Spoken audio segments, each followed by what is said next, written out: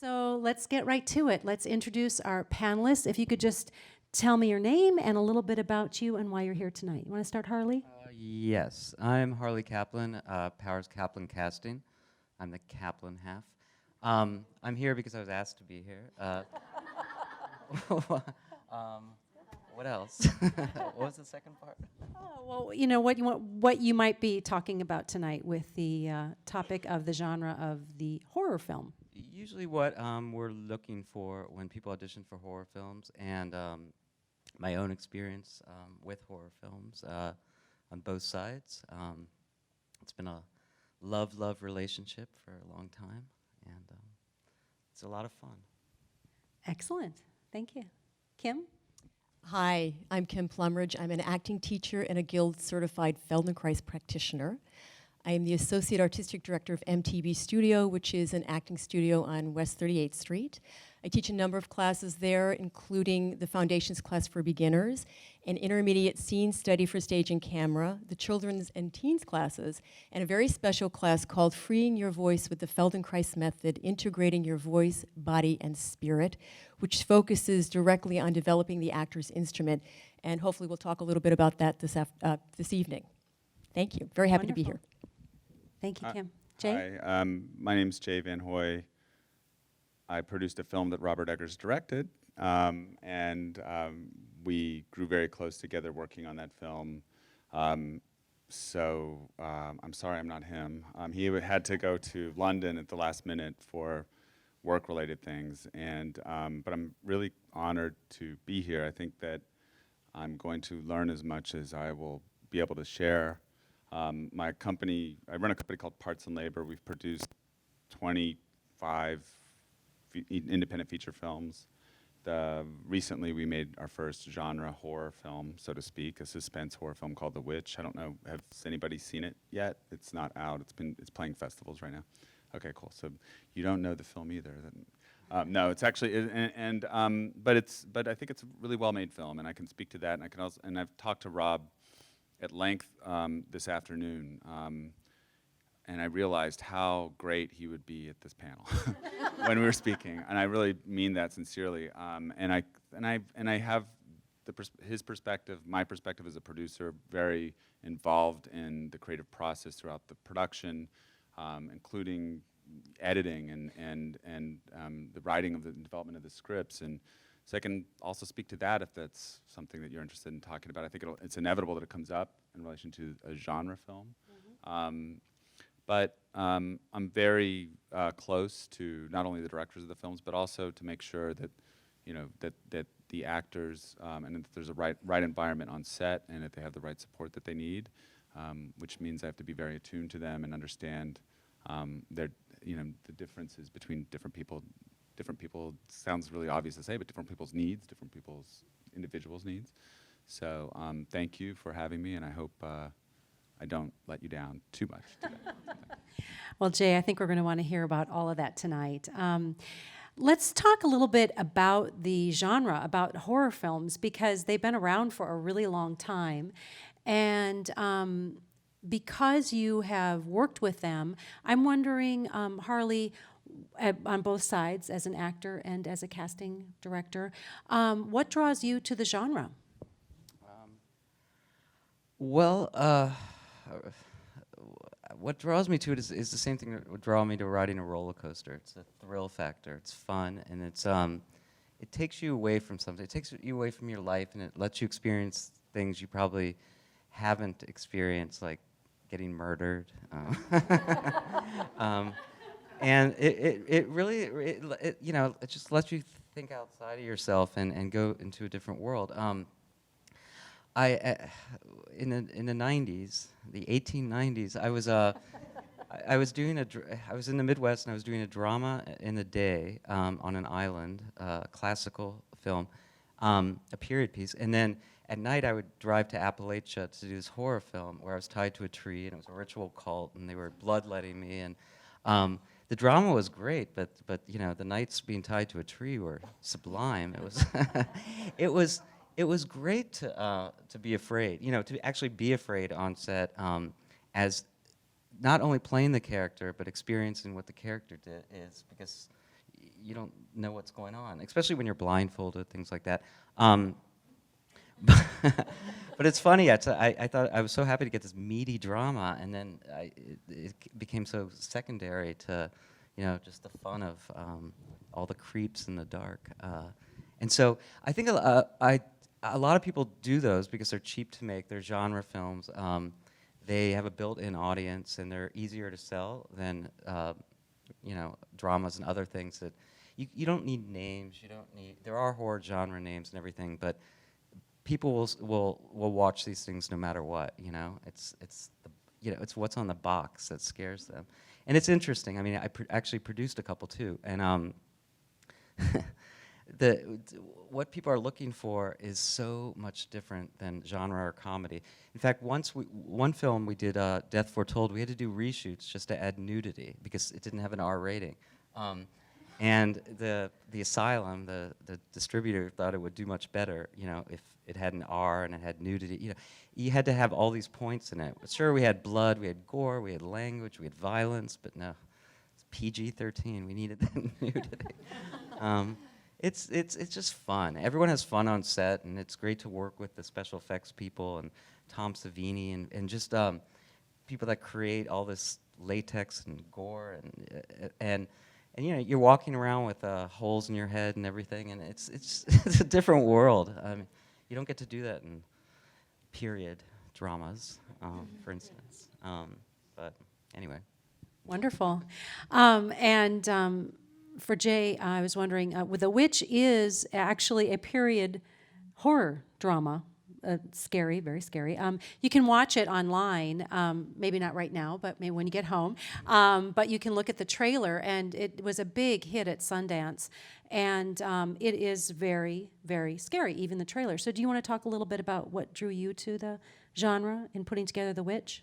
I would agree with everything that Harley just said. I mean, it's fun, and it takes you to, I think that you're experiencing this heightened, fantastic, emotional reality as reality within the theater, and what drew me to it with this film in particular was that we were able to, and it's an opportunity to bring the audience into maybe the uncomfortable truths of human nature. I mean, that's typically what's happening with the meaningful side of the film, where you are actually probing the tender places in our society or our own notions of ourselves, our own taboos, our own, I mean, sometimes very overtly when we're talking about murder, but in this case, it was about, the thematics of the film were pretty complex. It was about,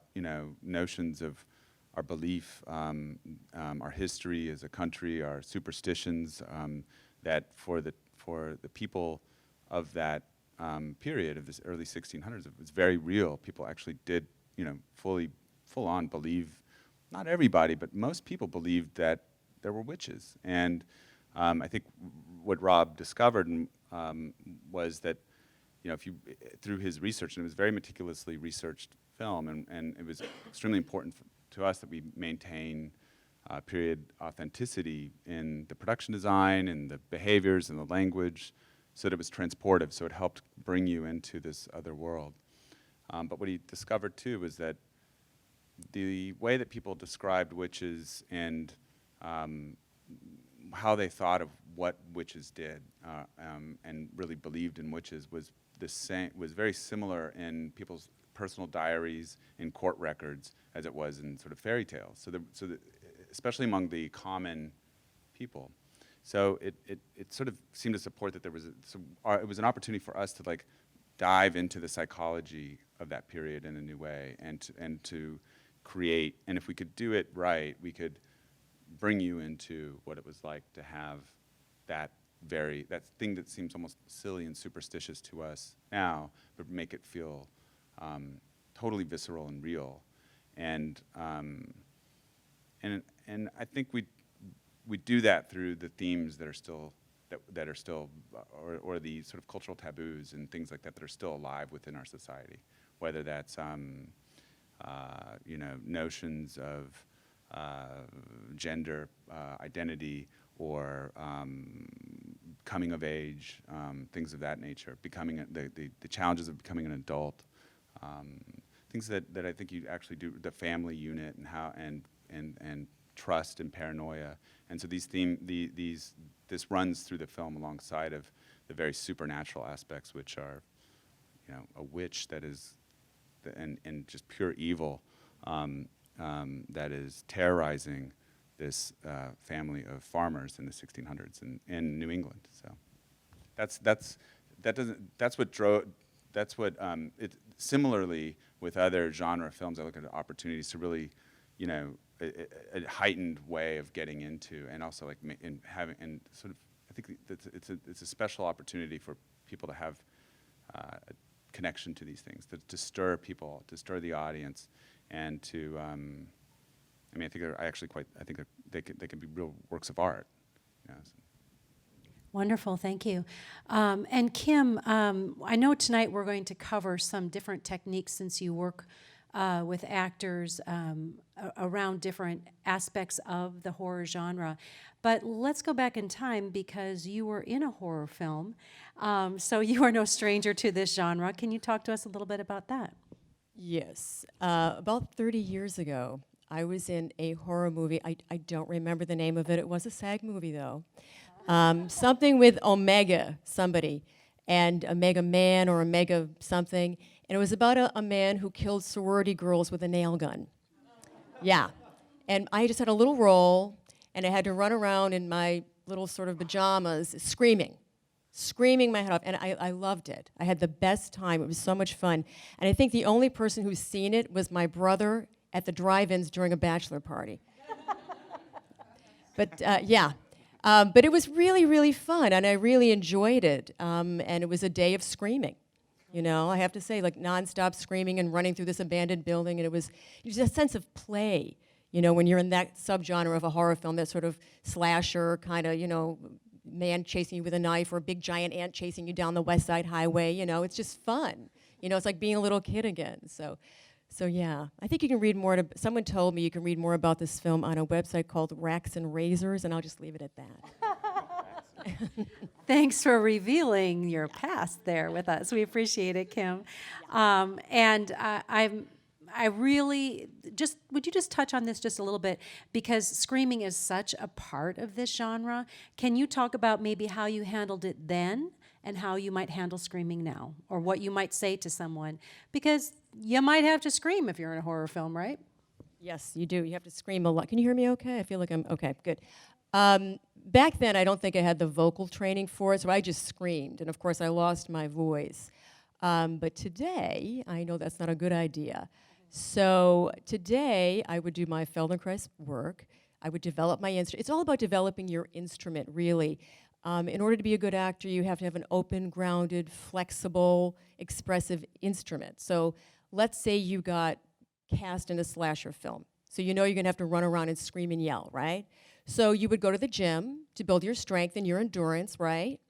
But going to the gym is only half the picture, because lots of times when we go to the gym, we do get stronger, but we get a lot of tension in the jaw from lifting, you know, in the shoulders, in the chest, in the abdominal muscles, and the pelvic floor. And tension in these areas can impede with your ability to get a full breath.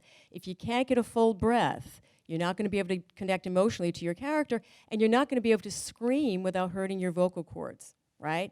So today I would just constantly be working on my instrument. If I got cast in something like this, I would work a little bit harder on making sure that that tension was out of my body, and I would do a lot of breathing and diction work. So that's how I would approach it today. Wonderful. Such a big part of the horror genre is suspense and staying in that suspense, kind of having that tension throughout the film. And I was just wondering, Jay, is there anybody that inspires you from are there people that inspire you from the past, that the projects that you look forward to, things that you want to explore because you were inspired by the way that they put things together in the genre?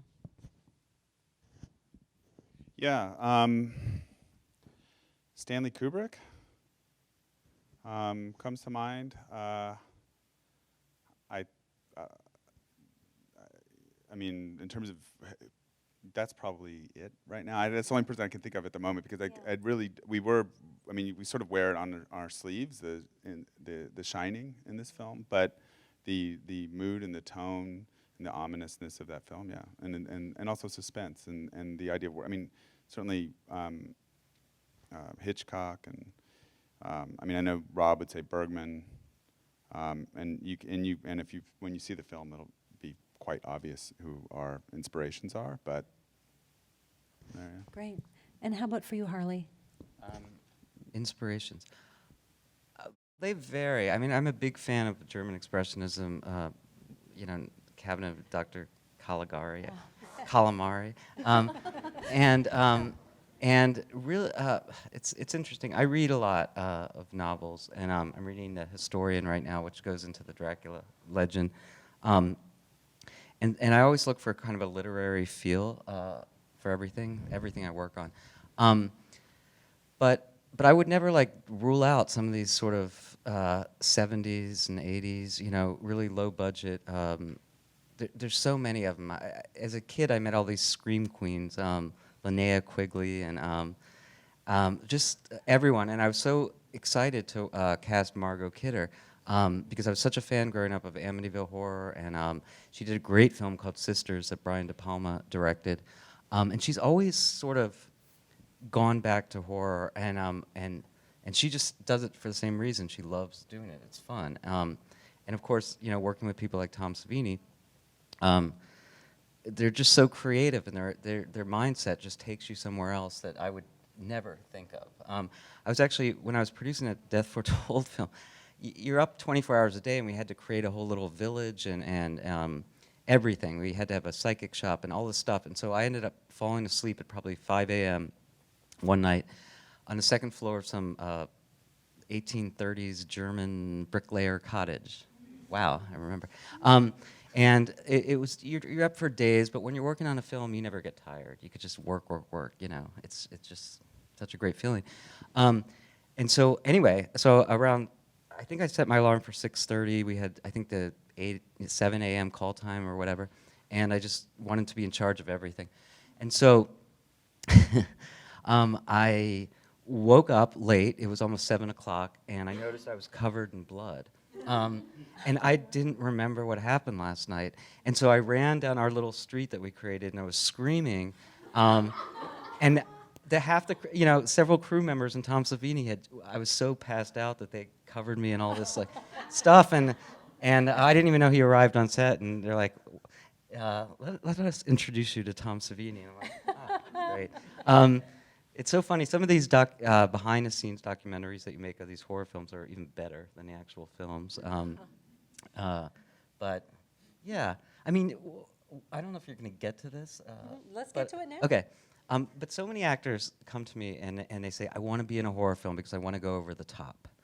And I just say, if Freddy Krueger is slashing your face or Norman Bates is stabbing you in the shower, you're screaming because you're getting killed. You're not going over the top. I mean, if you were just going, ow, ooh, leave me alone, there would be no realism. Everything has to be approached, in my opinion, from a realistic perspective. And so these are realistic, if you put yourself in this situation, everything is realism. You're not going over the top. Mm-hmm. And people always say, oh, in different genres I have to act differently. And that's just not true to me. Yeah, I agree with that. That's exactly how we approach the entire film. Even though it's very strange things that people are contending with, you understand it from the context of the script, conversation with the director. Ultimately, it's a very, very, you're looking for the honesty in the moment. Exactly. Right, complete honesty. That's exactly. Good. Right, and you were talking earlier, too, about the family sort of atmosphere working that Rob was talking about in directing The Witch. Yeah, I mean, it was about a First of all, we were secluded in a remote part of Canada where we were shooting, and so we inevitably sort of gathered together. We didn't have anything else to do, and so we depended on one another like a family. It was a really tough shoot in many respects, just because of the long days. What film isn't? But this one was especially tough. We were out in the woods, which I won't go into all that. But then, I mean, I won't go into like every problem that we dealt with on the film. It was really challenging. It was challenging for everybody, and especially the actors. And but I think the way, if you ask, and I know that we've had these conversations with the cast, and I was just with them in London, and we're talking about this. And if you ask Anya Taylor-Joy plays the main role. You've probably never heard of her. She's phenomenal. It was her first major role in a feature film, and also to your point about you can cast whoever you want. We had the complete liberty to cast actors who probably have never been in these types of roles before, and we had real freedom to do it and real confidence in making those decisions, and really happy to have had them. And so that also contributed to a certain level of excitement and sense of family among the actors on the film. Anyway, so the way Anya would talk about her role is not necessarily one in which she was faced with evil and Satan and a witch and these sorts of things. She looked at it and approached it much more like a family drama, which is kind of the core, emotional story of the film, with these very heightened scenes. So I think that, is to the point where it was so much about the relationships with the character relationships as they were progressing through this story, and really being, it's hard to imagine this film without them being totally 100% invested in that side of the story. It just is, especially after having lived with it for the past couple of years. But certainly, so to think of it otherwise is very strange even for me. And I think that that's also how they saw it. Plus, like, half the time, we had little children as well on the set. So, and half the time, or most of the time, certainly with the kids, like, there was a crazy evil looking witch or crazy evil violent things happening. The actor, the person who was witnessing this probably wasn't necessary in most cases to actually be in that shot. And so they weren't necessarily experiencing all of the darkest, crazy things that we were cooking up. They read about it in the script, and they may have come by and visited hair and makeup as somebody was going into like a prosthetics or the costume, but they didn't really have much exposure to it. And so it makes sense to me, and also, to hear Anya say that, but also Ralph and Ralph Ineson and Kate Dickey, phenomenal actors, to talk about it in those terms. That, yeah, we were a family. We felt like a family. They took on sort of familial roles with one another, and that was their true sort of emotional connection and their core to the work that they were doing in the film. And I think in some ways, the presence of the witch was a threat to that. It was a threat to the family and to those relationships and to who those people were and who the actors believed they were.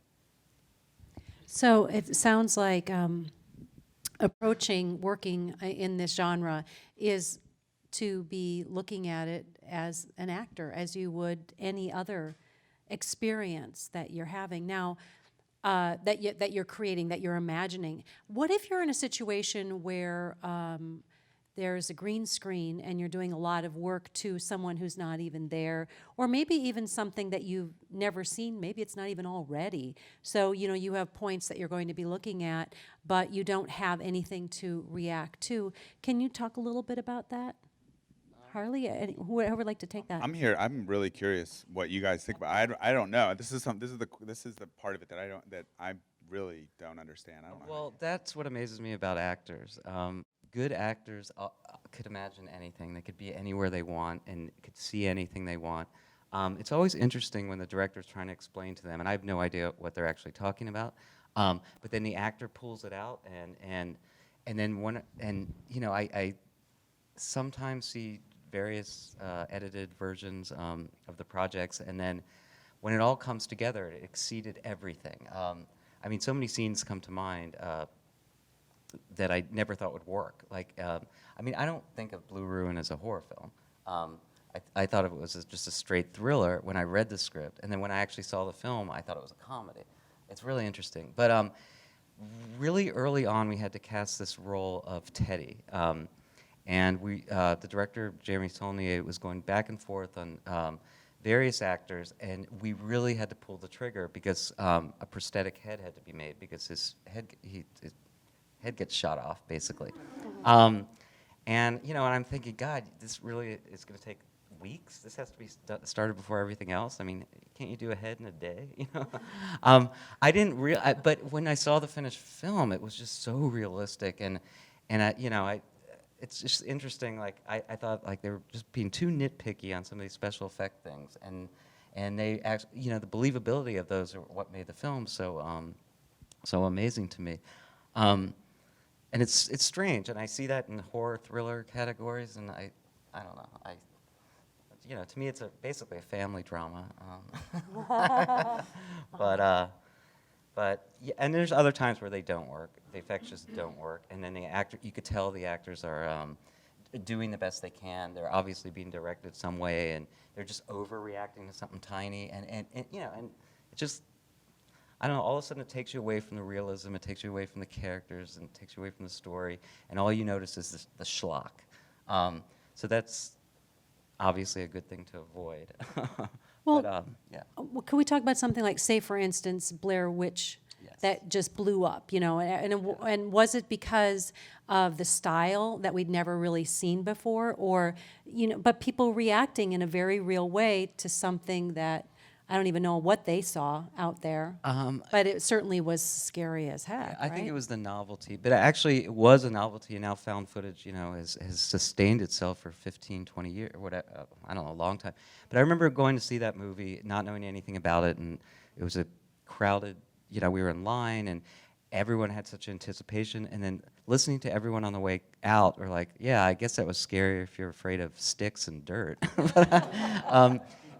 Even to me, it did seem like a huge letdown. I hope no one, Heather Donahoe isn't in the audience or whatever. It's funny, when I worked on Sex and the City, all those actors who were pretty much non-actors came in, and everyone was so in awe, and I was like, did you actually see the movie? And they're like, no. I'm like, okay. But it's, it has its audience and everything, and I think the creativity is the the uniqueness. It was just, I really thought it was going to be a one-trick pony, but Paranormal Activities, everything else, has just spawned all this stuff, and it's always fun when a new sub-genre takes off unexpectedly, and it gives a lot more people work. And it also showed that you could do horror without really seeing anything. I mean, I don't know if that came out before or after The Others, which was obviously a huge budget, comparatively, film. And that movie I absolutely loved, because it was really about what you didn't see. It was about, what you heard. Nicole Kidman. Yeah, still good. Yeah, there's some movies that just seem to hold up so much better than others. There's another great movie, The Haunting, from 1963, with Claire Bloom and Julie Harris, and it's really about what you don't see. That's where the thrill is, and that's why everybody could get their own scares from it, rather than telegraphing. Okay, And I really think a lot of horror films are ruined by overseeing the killer, or overseeing, or too much gore. It negates, the feeling, and you don't care anymore. So I think less is more in horror. It's much more effective. Okay, and did you want to say anything else, either of you, about reacting to something that's not there, or any tips that you might have for actors? I think that happens all the time on some level. I don't claim to understand how it is that actors are able to do it. I just know that they do. They're magical. And it's amazing. I mean, I really believe that. I think that, in a normal environment, there is like a group of people standing behind a camera, all looking at you, and the guy, in the deep, far away, like checking his iPhone as he's like, between setups, and so I don't think it's a very realistic. I think that an actor has to believe in the moment against already pretty adverse circumstances. The green screen must take that to a new level, and I expect that people have different approaches to it, and it's the director's responsibility to really make sure that the communicate and understand how to help the actor, get to where they need to go. and we don't have I don't have a whole lot of experience with it, in terms of dramatic green screen work. I've seen a lot of special features, but. Well, I can make a suggestion if you do have to work with a green screen, if you're cast in a horror film. One of the things you can do, and this goes back to instrument work as well, you can rent space, put that green screen on a wall, and put whatever you're supposed to react to on that wall, and then just pick action verbs and go all out with it. See the monster and plead for your life, beg for mercy, just really go all out for it. And that sort of builds it into the system. It builds it into your body. It's kind of working from the outside in, but as actors we know we can work from the internal to the external and the external to the internal, right? And some people, a lot of people, actors, very good actors, the instrument gets very tight as we get older, right? And we have to run and scream and do all kinds of things, we might be a little self-conscious.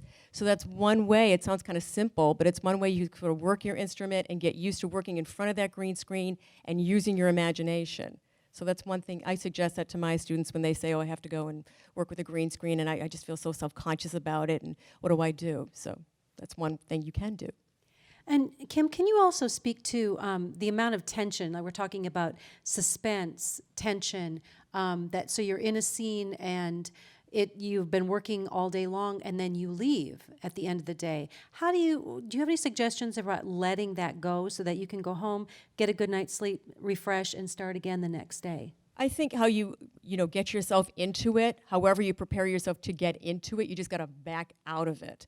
Some people use, internal dialogue is a great way to get yourself set up for a scene, like track your way into the scene, the emotional connection to the scene. And then at the end of it, track your way out. You relax, start to talk yourself into a more relaxed state. You actually just trick the brain by talking to yourself, okay, I'm done for the day. Okay, I'm all right. Lie down, do some breathing, relax your body. It'll just pass. It'll just pass.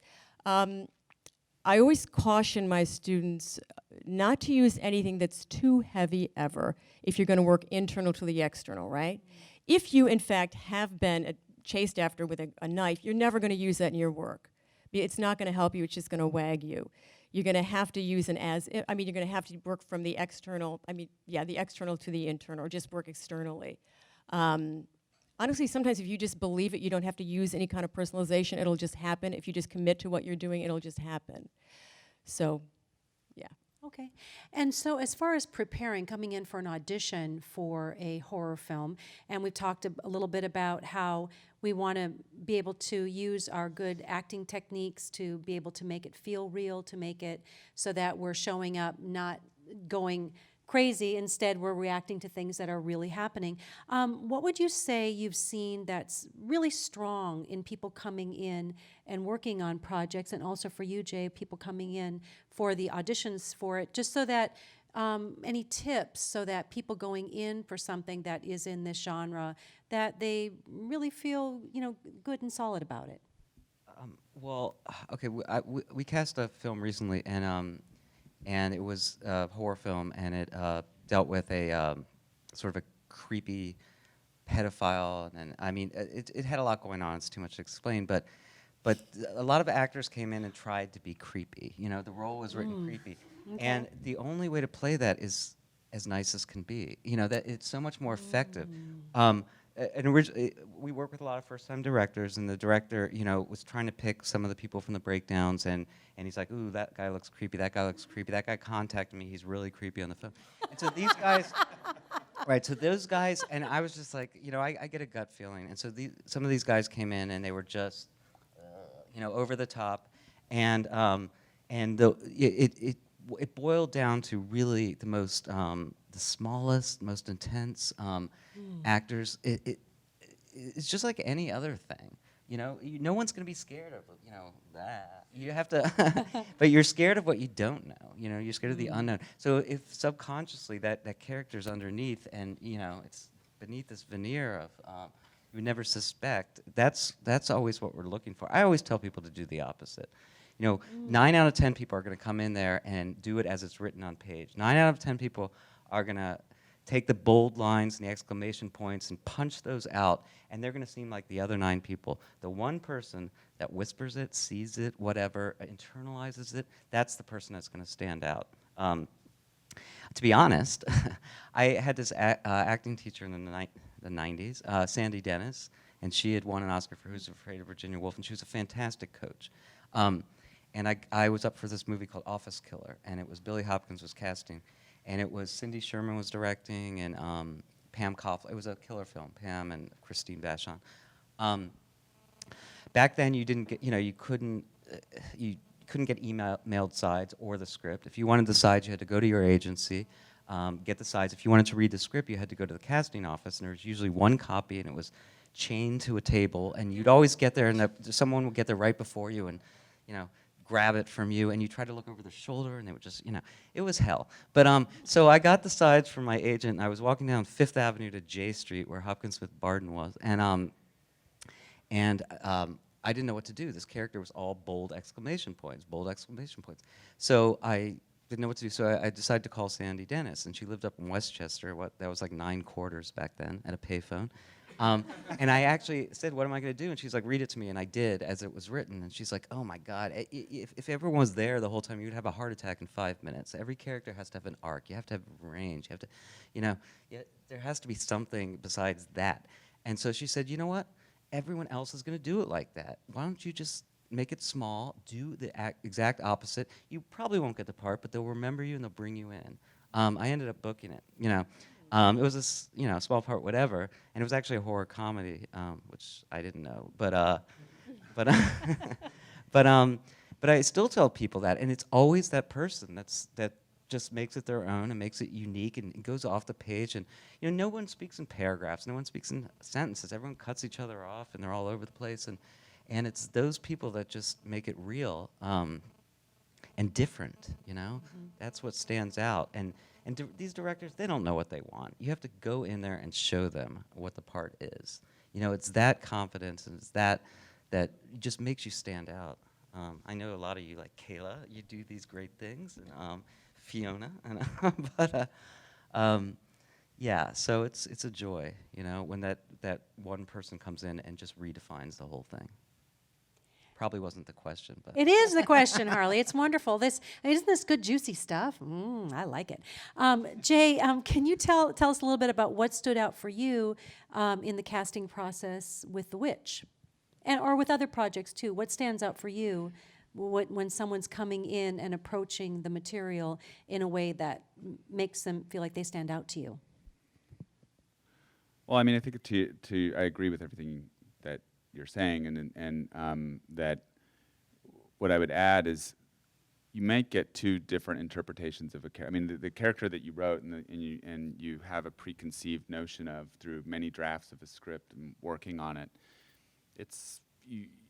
If you're aware and somewhat experienced, that that's about to change with whoever the actors are who are starting to come in and read for the part. And it can reveal some really, it can be like a casting choice between 2 potential actors for one role can take days. It can take, and those days are, and this happened, I'm not going to talk about who or what on the film, but they were such valuable conversations, and they helped us all understand who the character was going to be, the different turns through the entire story, and get aligned as a group with, for me and the other producers and for Rob to really discuss and understand who this, and it could have gone one way or the other with this choice. And both of them, it was a very, very, it sounds like it was a very, very difficult choice to make. So that was that was kind of revealing and great, and I don't know how this helps anybody improve their auditions, but it was really important to us that we cast we had to find actors that were inexperienced. We cast out of England because it was a British family, and the dialect was very important, and there were characters that played 5, 6 years old, twins. And so we knew we weren't going to get professionally trained young actors. So we had to do open casting throughout northern England in order to find the children of the family. And I think we were just looking for chemistry between them and understanding that they were actually going to feel comfortable with one another, and also that and we were looking for the characteristics that you would hope for in a family. The witch herself was it was much more important that she had certain physical attributes, and so for that role we were looking primarily for that. I don't know if this adds much to the conversation, but that's certainly in terms of what it revealed for me as a producer was the importance of these two very different interpretations that were really incredible for revealing character for us, and embracing that and moving forward with the actual production. And so I guess in some ways, like how influential a surprising audition can be, and how a little moment in an audition can also yield a kind of significant behavior or something that the actor does. It's like there were things that Rob discovered in the auditions that have stayed all the way through the entire film. And when he saw it, he's like, oh yeah, that one thing when she does this, and I can't believe she did this in the audition, that was amazing, and it's actually in the film. So just things like that. So anyway, I don't know. I think that's so great, Jay, because it's really understanding for actors, for all of us that, how it resonates with you and bringing in your take on it, as opposed to just deciding that what is there, like you were talking earlier about, well, this is, if it's bold on the page and that's what I have to do, or this exclamation point. And so really to trust that part of you that has a strong interpretation or connection to it, and how flexible things are in terms of what was on the paper and to what, went on screen, but also what an actor brought that stayed because it was valuable as being able to define that character. I think that's so important for actors to remember because, we're part of the process. We're the artists that are interpreting the material, and not just to go with, I think this is how it should be, but to really dig in. And we have a couple of questions tonight, and thank you for those that filled them out. But this question, any tips for how to act scared and make it look real? I love that. I mean, it's a horror film. So Kim, do you want to go ahead and talk about that? I know we touched on it just a little bit earlier. Well, you really do have to, I just come back to this idea that you have to train your instrument. Maybe now I could talk a little bit about the Feldenkrais method and how that can help you. First of all, do you want to explain what it is? Because I don't know if everyone's familiar with it. Sure. Feldenkrais method is a somatic or body education system. It's a way of retraining the brain and nervous system through awareness and movement. In the Feldenkrais method, we make small, gentle, slow movement so we can become more aware of how we move, and more importantly, what we're doing that's getting in the way of our moving with more freedom, with more expression, with more flexibility. And when I talk about what's getting in the way, I'm talking about something called neuromuscular habitual patterns, habits, holding habits, tension habits, hunched shoulders, right? Clenched jaw, we've all got them, right? Sometimes when people talk, they hold in their chest like this. It's called bracing. And the deal with these habits is that they're not necessarily bad habits. They're there for a reason. They form a line of defense, and we cannot live in New York City or in this world without a defense system, right? So we don't want to just drop them. The problem with these habits is that sometimes they become so ingrained in us that they start to become the norm rather than a choice, right? And they start to define us and limit us and send a message about us that may or may not be true. So if you're walking around with a tight jaw all the time, people might say, oh, look at that guy, he's so angry, I don't want to be around him, right? It can really limit you in terms of casting and a lot of other things. So anyway, in the Feldenkrais method, what we do is we get you to become aware of that tension, right? So awareness is the first step. Then we introduce different movement sequences. So in other words, we give you some choice. So we have awareness plus choice equals freedom. And that's the Feldenkrais method in a nutshell. It really is. There's more to it. You can read about it. You can go to their website. But that's pretty much the simple way to look at it. It has incredible results. I'll just tell a little bit about my story I mentioned earlier. 15 years ago when I was 40, I was still acting. I had lost my voice. And I didn't know why I lost my voice. I have asthma, and I thought, oh, maybe it's the asthma. And I talked to a friend of mine, And she said, oh, why don't you take these Feldenkrais classes? I have asthma too, and it really opened my chest, and my breathing is better, and whatever. So I did. I took a couple lessons, and they were great, but I still didn't have my voice. So I talked to the teacher of the class, and he said, well, there's a Feldenkrais voice teacher. She's amazing. Why don't you try working with her? And I went to work with her. Her name is Marcy Lindheimer, and she's a very famous Feldenkrais teacher. And she sent me to a doctor. And that's where I found out that I had a partially paralyzed right vocal cord. So the doctor said, I can do some surgery and put a piece of Teflon in your throat. Talk about a horror movie, right? And I didn't want to do that. So he said, well, find some kind of therapy. So I started working with Marcy every week for 6 months. And at the end of the 6 months, my voice was back and better than before. Cord was still partially paralyzed. It's amazing, right? So I thought it was great, so I started incorporating into my teaching. Whenever my students have any kind of tension issues, they have vocal issues, they have limited range as well. I'll do the Feldenkrais body awareness through movement lesson to rid the body of tension. We do some Feldenkrais breath work, some diction work, and then I apply all of that to impassioned speeches. And we have a lot of fun with that. We do characters, we do accents. But what it really does is it really frees up that instrument and really helps you to connect with your voice so you can connect emotionally with anything, any role you do in any genre.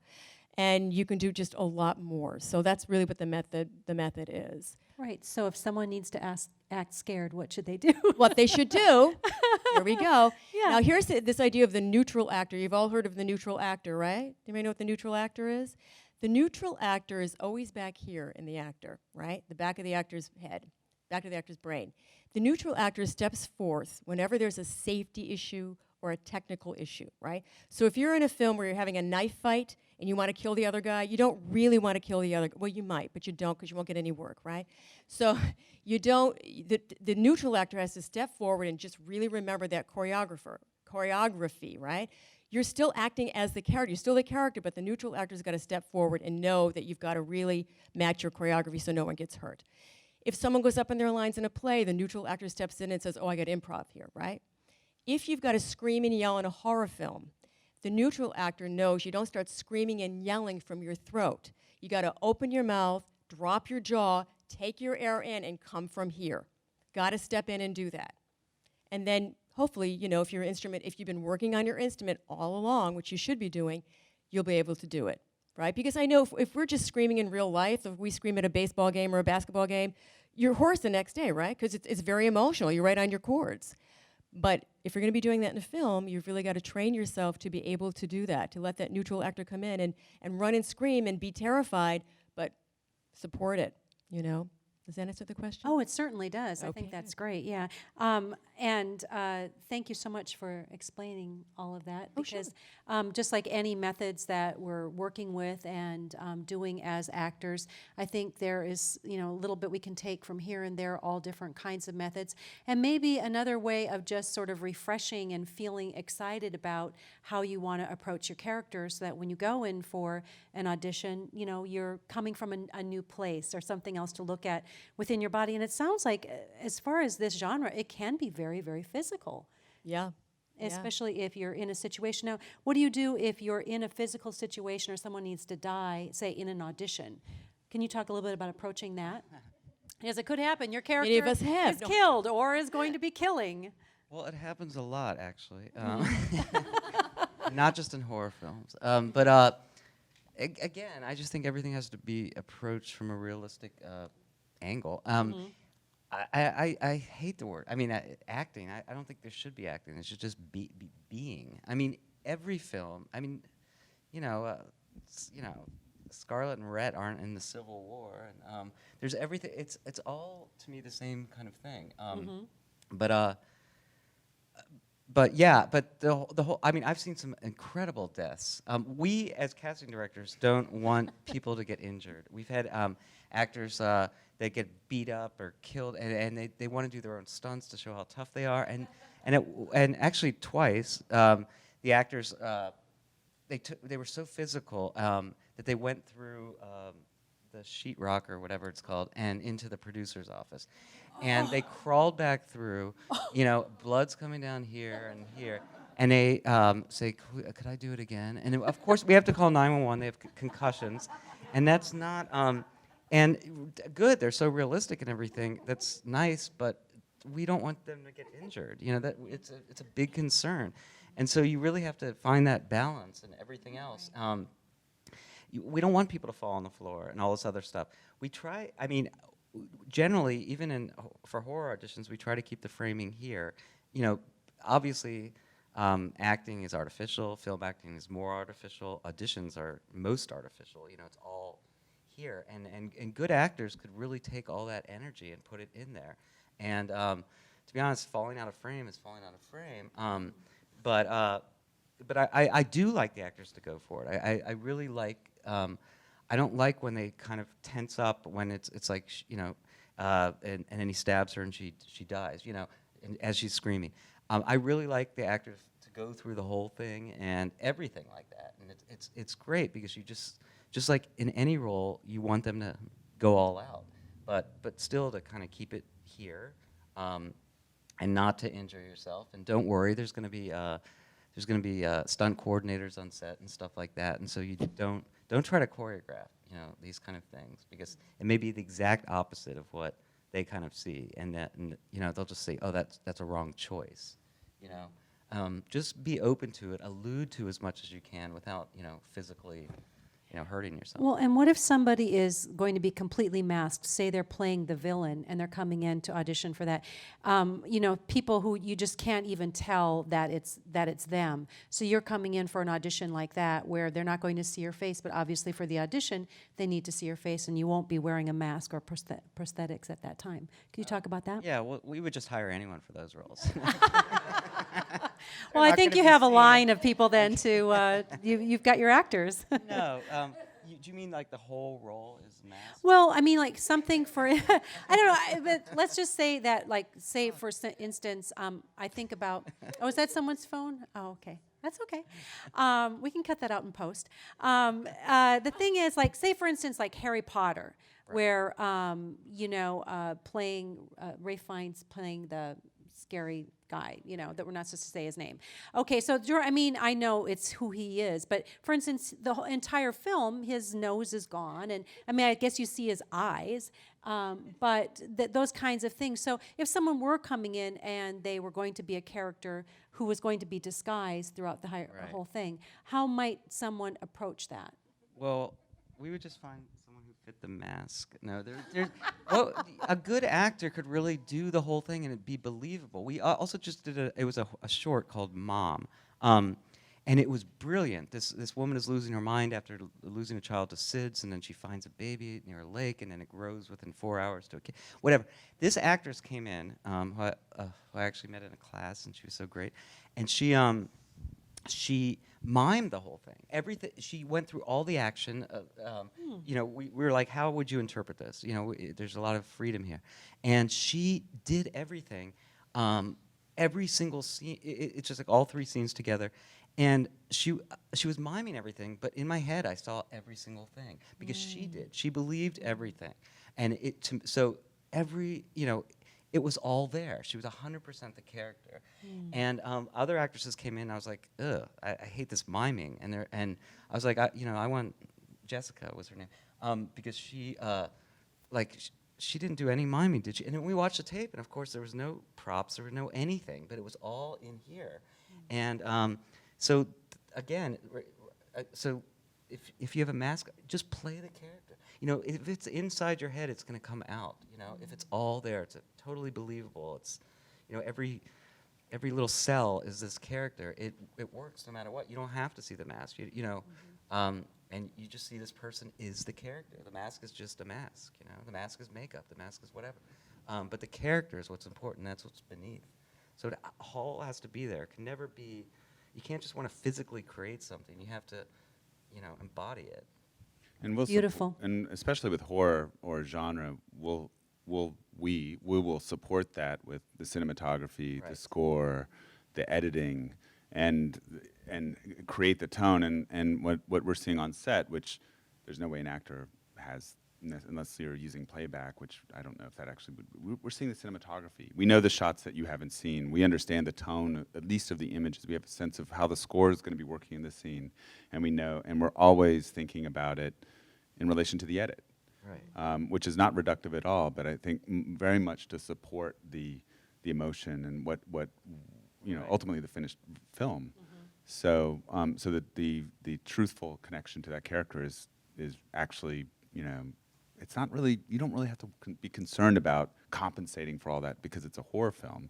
It's more to be who you feel or how you feel in working with the director, what's happening in that moment. Right. It's And arriving at that through, I think, just like you would through your own method and your own Yes. working style and your own technique and very analogous conversations that you would have with any part with your director. Of course, it might require you to scream at a space alien, which you've never seen before, but there are ways that you can, like you said, like even developing familiarity within the green screen, because you're not familiar seeing a green screen every day, but also understanding what that alien is in your imagination. right. What it's doing, and Yeah, what it's doing, what Yeah.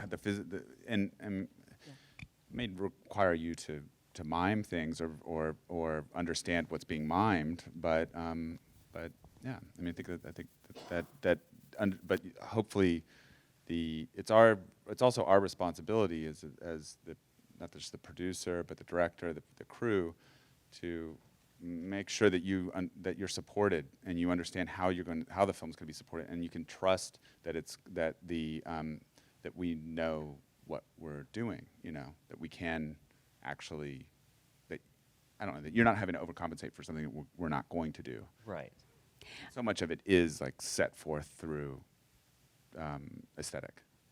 Well, and thank you so much. That actually is really interesting, because when you're going to the audition, you can trust that those who are going to be putting it together can fill in all those spaces that we're not privy to, that they know how you're going to be in the scene. They know what the mood of the film is going to be and how the special effects and the other characters are going to be reacting. So I love that idea that it's already filled in your minds when you're looking at a tape that you're sending in, or if you're able to have the audition in person. If it isn't completely filled in, we expect to be filling that in. Yeah. We may not know exactly how the score is going to sound, but we have a sense of how it's going to work. Right. And sound is such an important part Absolutely, of the sound genre. design, and still within composition and sound design and editing, we're still making discoveries that are based on the performance. Yeah. But I mean, it's not to say that it's a one-way street. It's absolutely multi-layered, but it's if we can't anticipate that, then it's either because we, meaning all producers and directors or whoever, we haven't had that experience, but typically we do, and we understand it as part of the most important part of the whole. Right. I really like that. I never really thought of the crew complimenting a brilliant performance, but that's the way how it should be. Absolutely. The actor should go in and just give the most believable, real, true performance possible, rather than just trying to blend in with the, wallpaper or whatever. And a lot of actors do. They just try to hit the kind of little notes. And these scripts aren't Shakespeare usually, or they're not soap operas or commercials. There's no guidelines that you really have to follow. Your creativity really gets to shine. Yeah. Unlike many other genres. Well, and it sounds as though it's very collaborative, also in the sense of being able to not just go with a name, but being able to go with a working actor who's going to be able to bring something to it in a new way, which I think is really makes the field and the genre accessible, which is pretty lovely. Yeah. And you can make a horror film for next to nothing compared to so many other films, and the payoff is much. The ratio is so much better. But there's also just the fun factor. You could, it's one of the few things you could actually get together with friends and, and put something fun together and Make some horror films. yeah. I mean, why not? In that same vein there, one of the other questions that came in tonight, let's see what it says. It says that right now, who might you recommend as companies to look to for low to mid-budget horror screenplays. If you have a screenplay and you're looking for low to mid budget, do you want to say, Jay, would it be your company or other companies that you might think about that you have a screenplay? This person that wrote this question, thank you very much for submitting it. Who might they look to? Your company, other companies? Yeah, we are making lots of films as a film production company, working with up-and-coming directors, first-time directors a lot of the time. We're comfortable working at low budgets, although that's not all we do.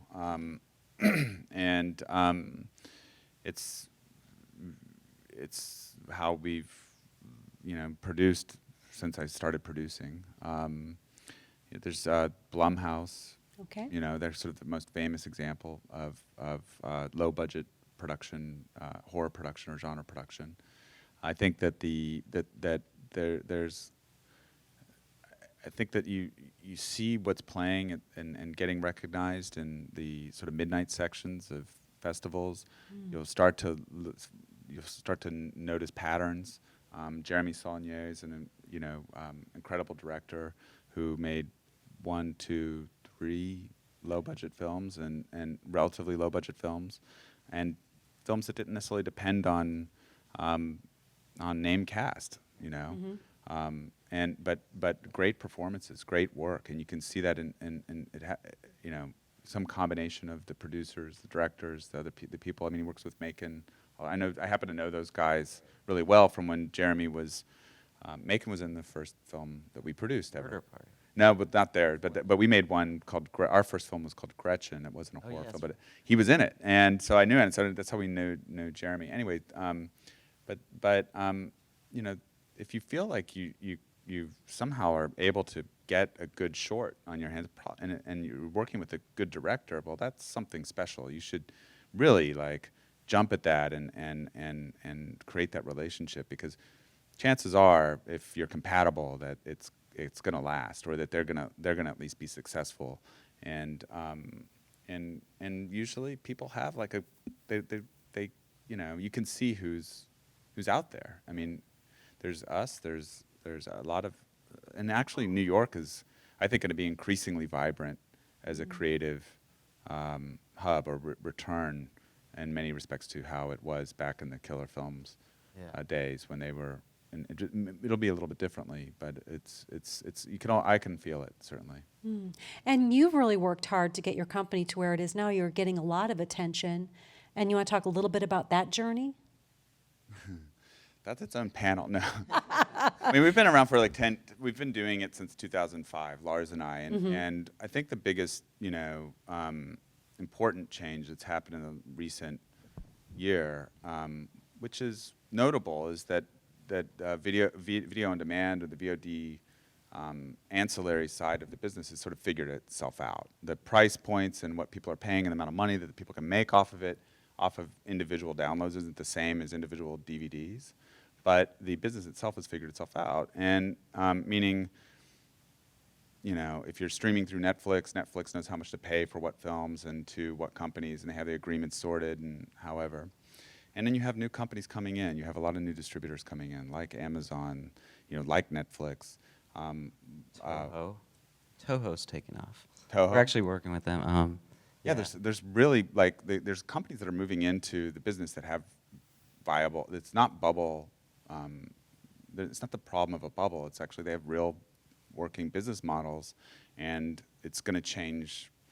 The way it's going to change things for us as creative or production or actors or directors is it's just going to be a lot more work. There's a lot more demand. And Did you hear that? There's going to be a lot more work, a lot more demand. I mean, Yeah, it's true. I love It's already that, happening. right? You guys, Yeah. I mean, we can see how much the tax incentives within New York have already done that largely. But there's a tremendous amount of series production going on, and now getting into features like low budget art house, especially art house character-based work, is on the increase, and I don't see how that doesn't draw more, discover and draw more talented people into the business. I mean, it's certainly doing that with directors. There's no question.